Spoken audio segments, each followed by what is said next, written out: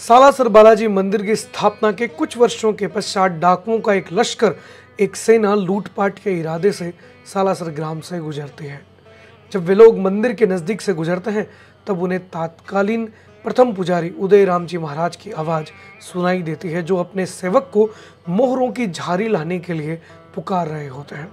मोहर शब्द आते ही उन्हें यह लगता है कि राजा का खजाना या स्वर्ण मुद्राएं उन्हें मंदिर में मिलेंगे। लालच से वे नीचे उतरते हैं और बद इरादे से वे उदयराम जी महाराज के साथ झड़प भी करते हैं, लूटपाट भी करते हैं, मारपीट भी करते हैं और तलवार से उन्हें घायल करते हैं। जबकि महात्मा जी उन्हें समझाते हैं कि वे एक अलग प्रकार के विशेष स्पेसिफिक बर्तन की बात कर रहे थे जिस पर मोहर रूपी कलाकृतियाँ की गई थी, परंतु डाकू इस बात को स्वीकार न करके उनके साथ मारपीट और हाथापाई करते हैं और उन्हें लहू लुहान छोड़कर चले जाते हैं।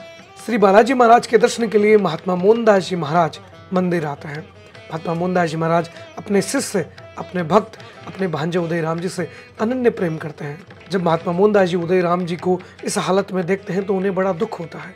वे उस डाकू का पीछा करते हैं उसे दंड देने के लिए। हनुमत प्रेरणा से उन्हें यह आभास होता है कि साधु का कार्य क्रोध करना नहीं है। तब उल्हाना देने की भावना से महात्मा मोहनदास जी महाराज उस डाकू के गांव जाते हैं। उसका परिवार उल्टा महात्मा मोहनदास जी महाराज के साथ बदतमीजी करता है और झड़प करने का एक संत से प्रयास करता है। तब उस समय उनके घर में ही महात्मा मोहनदास जी हनुमान जी की प्रेरणा से ये श्राप सुनाते हैं।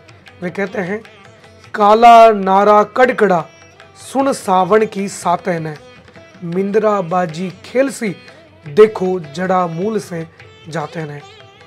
उस समय बंधे हुए वहां के पशुओं को साक्षी मानकर और उस तिथि वार को, उस मुहूर्त को साक्षी मानकर महात्मा मोहनदास जी श्राप देते हैं कि जो भी मंदिर के साथ बदनीयती से उसे छीनने का, हड़पने का या वहाँ लूटपाट का प्रयास करेगा, उसका वंश नष्ट हो जाएगा। और यही होता है। कुछ समय पश्चात वह डाकू बीमार पड़ता है और डाकू का मुखिया सालासर आता है। उसकी माता उसे सालासर लेकर आती है।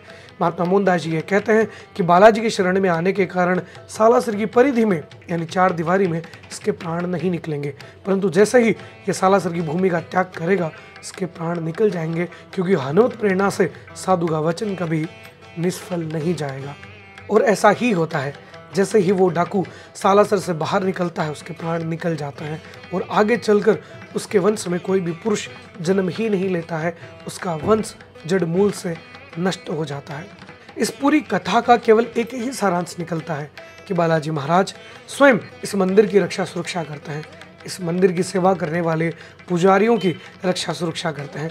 जो बदनीयती से मंदिर के साथ छेड़खानी का अथवा मंदिर को नुकसान पहुंचाने का प्रयास भर करता है, उसका वंश जड़मूल से बजरंगबली नष्ट कर देते हैं। कालांतर में ये कथा सत्य सिद्ध भी हुई है और लावणी में गाई भी जाती है। सालासर बालाजी मंदिर के 271वें स्थापना दिवस की आप सभी को बहुत बहुत बधाई। श्री वीर बजरंगबली हम सभी को समृद्ध, सुरक्षित और शक्तिशाली बनाए और हम सभी पर सदैव कृपा करें। जय श्री बालाजी की।